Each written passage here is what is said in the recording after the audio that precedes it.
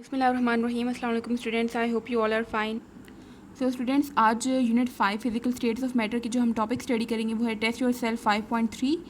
और साथ में प्रीवियस लेक्चर में हमने जो टॉपिक स्टडी किया था चार्ल्स लॉ, उससे रिलेटेड एग्जांपल्स हैं 5.3 एंड 5.4।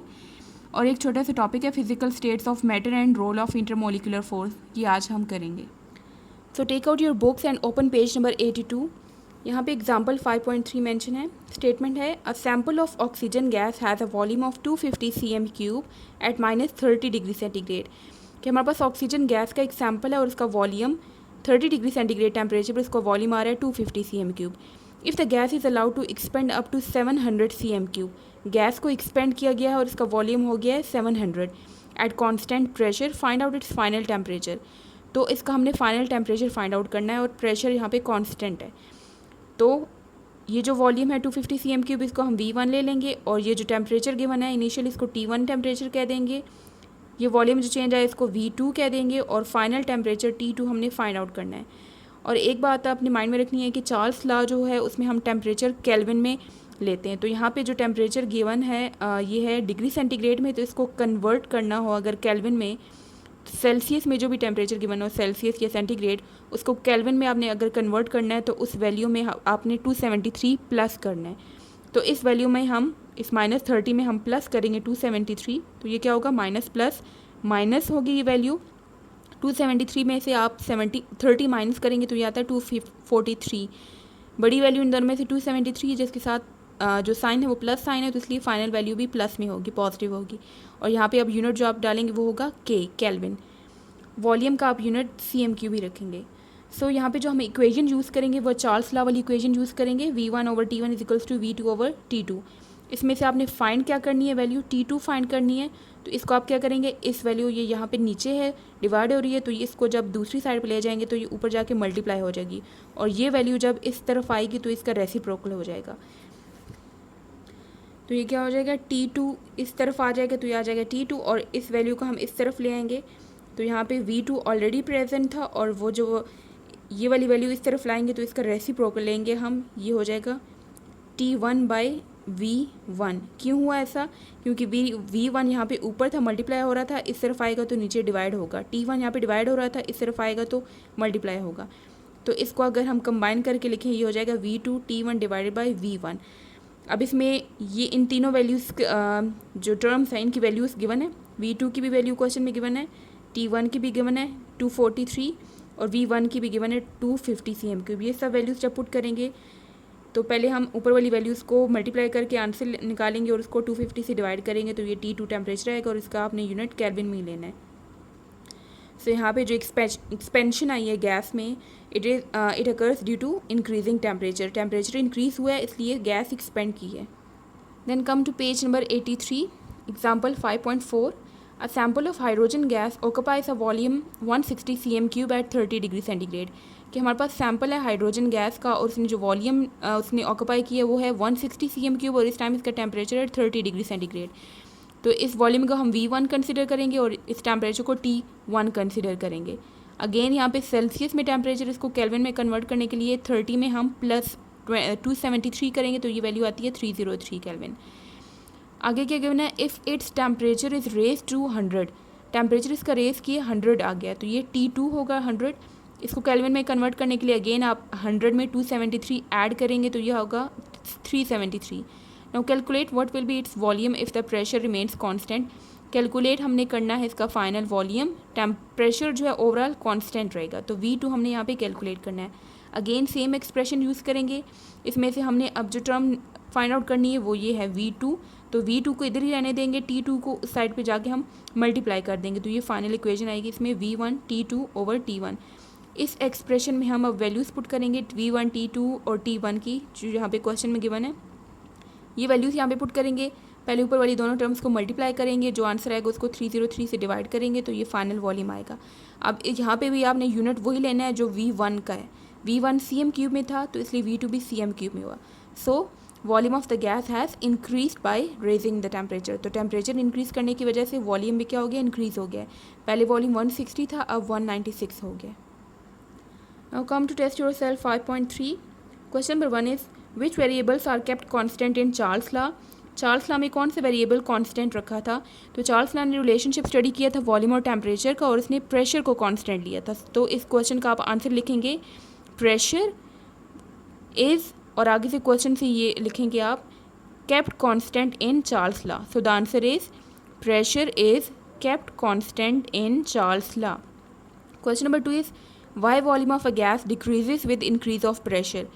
कि गैस का वॉल्यूम डिक्रीज़ क्यों होता है अगर हम प्रेशर इंक्रीज़ करते हैं? तो हमने प्रेशर और वॉल्यूम का रिलेशनशिप स्टडी किया था बॉयल्स लॉ में, और बॉयल्स ने अकॉर्डिंग टू बॉयल्स जब भी प्रेशर हम इंक्रीज़ करते हैं तो वॉल्यूम डिक्रीज़ होता है, या अगर वॉल्यूम इंक्रीज़ करें तो प्रेशर डिक्रीज़ होता है, और इसका वाइस वर्सा मीन्स अगर प्रेशर डिक्रीज़ करें तो वॉल्यूम इंक्रीज़ होता है। मीन्स कि दोनों का इन्वर्स रिलेशनशिप है, एक चीज़ इंक्रीज़ करने से दूसरी डिक्रीज़ ही होती है।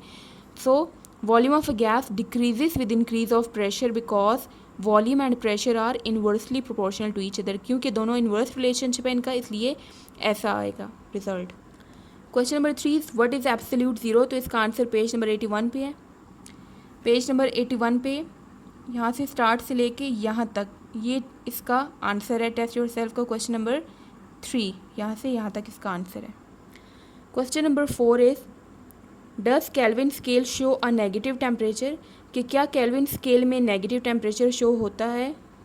सो पेज नंबर 81 पे हमने यहाँ पे देखें केल्विन स्केल, ये जो टॉपिक स्टडी किया था तो इसमें हमने देखा था, तो यहाँ पे देखिए केल्विन स्केल में कोई भी वैल्यू नेगेटिव में नहीं है, सब वैल्यूज़ पॉजिटिव में है, तो इसलिए इस क्वेश्चन का आंसर है नो। सो आंसर है क्वेश्चन नंबर 4 का no, Kelvin scale does not show negative temperature. Question number 5 when a gas is allowed to expand? जब हम गैस को एक्सपेंड करते हैं, एक्सपेंड मीन्स जब फैलती है गैस, तो what will be its effect on its temperature? तो उससे टेम्परेचर पे क्या इफेक्ट पड़ता है? तो गैस का एक्सपेंड होना मतलब उसका वॉल्यूम इंक्रीज़ होता है। अब वॉल्यूम इंक्रीज़ होगा तो टेम्परेचर पे क्या इफेक्ट होगा इसका? तो इसका जब आंसर लिखेंगे इसकी हेडिंग आएगी effect of gas expansion on temperature. Gas के एक्सपेंड होने से टेम्परेचर पे क्या इफेक्ट होता है? So when a gas is allowed to expand, जब गैस एक्सपेंड होती है volume of the gas will increase, volume increase होगा गैस का। And according to Charles law, और चार्ल्स लॉ के मुताबिक जब भी volume of gas is increased temperature is also increase. So Charles law के मुताबिक जब भी वॉल्यूम इंक्रीज़ होगा तो साथ में टेम्परेचर भी इंक्रीज़ होता है, क्योंकि दोनों का डायरेक्ट रिलेशनशिप होता है। Question number 6 is can you cool a gas by increasing its volume? कि क्या आप गैस को कूल कर सकते हैं, ठंडा कर सकते हैं उसका वॉल्यूम इंक्रीज़ करके? तो पहले तो स्टेटमेंट का आंसर देंगे आप no, by increasing volume we can not cool a gas. Volume increase करके हम गैस को कूल नहीं कर सकते। जब भी कूलिंग के लिए क्या होता है, टेम्परेचर का कम होना ज़रूरी होता है, मीन्स टेम्परेचर डिक्रीज़ हो। लेकिन वॉल्यूम और टेम्परेचर का डायरेक्ट रिलेशनशिप है, तो उससे क्या होगा, वॉल्यूम अगर इंक्रीज़ होगा तो टेम्परेचर भी इंक्रीज़ होगा और गैस कूल नहीं बल्कि वार्म अप होगी। So no, by increasing volume we can not cool a gas. अब इसकी रीज़न क्या है? When we increase a volume, जब हम वॉल्यूम इंक्रीज़ करते हैं गैस का तो साथ में टेम्परेचर भी इंक्रीज़ होता है। Temperature of the gas is also increased and the gas will warm. For cooling a gas we need to decrease the volume of the gas. इसलिए कूलिंग अगर हमने करनी है गैस की तो उसके लिए हमें वॉल्यूम डिक्रीज़ करना पड़ेगा। नाउ पेज नंबर 84 पे स्मॉल टॉपिक है physical states of matter and role of intermolecular forces. तो ये देख लेते हैं। So physical states of matter, हमारे पास जो मोस्ट कॉमन स्टेट्स हैं मैटर की वो हैं gaseous state, liquid state and solid state. ये 3 स्टेट्स हैं मैटर की।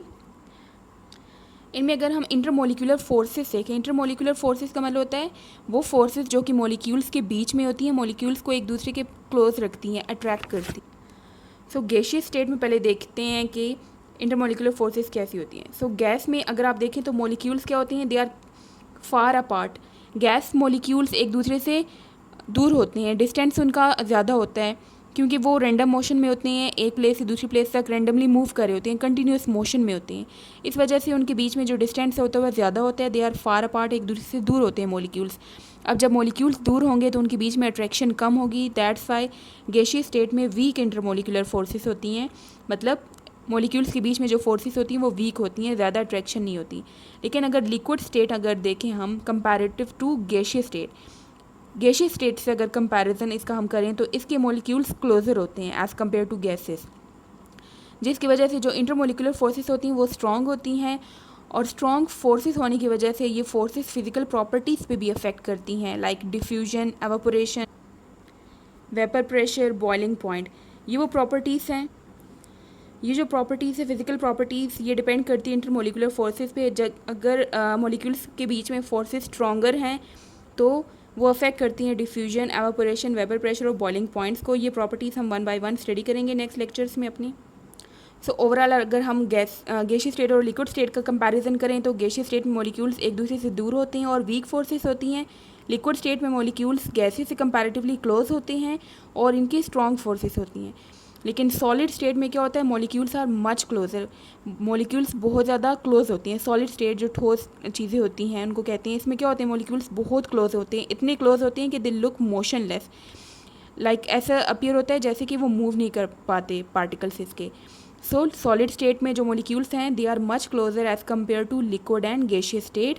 अब इतने क्लोज जब होंगे तो उनके बीच में अट्रैक्शन होगी वो बहुत स्ट्रॉन्ग होती है। They have strong intermolecular forces and the molecules are arrange in regular pattern, ख़ास किस्म के पैटर्न में अरेंज होते हैं। That's why they are the solids are denser, heavy होते हैं ये solid as compare to liquid and gaseous state.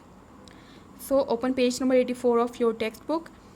यहाँ पे फिजिकल स्टेट्स ऑफ मैटर हैं, तीनों स्टेट्स गिवन और role of intermolecular forces mention किए गए। तो फर्स्ट गैसियस स्टेट में ये जो हाईलाइटेड लाइंस हैं दो, यहाँ से यहाँ तक, ये गैसियस स्टेट में आएगा। देन लिक्विड स्टेट का यहाँ से स्टार्ट होके यहाँ तक आएगा, ये लाइन ही आएगी इसमें, तो यहाँ से यहाँ तक ये आएगा लिक्विड स्टेट का। एंड देन सॉलिड स्टेट का यहाँ से लेके यहाँ तक, ये इसकी हेडिंग आएगी। तो यहाँ पे देखिए मॉलिक्यूल्स भी यहाँ पे शो किए गए हैं। गैस के जो मॉलिक्यूल्स हैं दे आर फार अपार्ट, एक दूसरे से दूर दूर होते हैं। गैस फॉर एग्जांपल ये कोई भी बीकर वगैरह लिया तो इसमें क्या होते हैं, गैस मॉलिक्यूल एक जगह से दूसरी जगह मूव कर रहे होते हैं, तो डिस्टेंस देखें ज़्यादा इनका। लिक्विड में क्या होता है, इस तरह से लिक्विड एक जगह पे प्रेजेंट होता है, मूव नहीं करते हैं एक जगह से दूसरी जगह पे, जैसे कि गैस मॉलिक्यूल्स मूव कर रहे होते हैं। तो लिक्विड के मॉलिक्यूल्स क्लोजर हैं और सॉलिड में देखें मज़ीद क्लोज हो गए और देखें स्पेसिफिक पैटर्न्स में अरेंज हुए हैं। सो आज का आपका होमवर्क है learn the topic on page 84 page पे जो स्मॉल टॉपिक हमने पढ़ा वो आपने लर्न करना है। Right and learn test yourself 5.3 on your notebooks and practice examples 5.3 and 5.4। See you next time. Allah हाफिज़।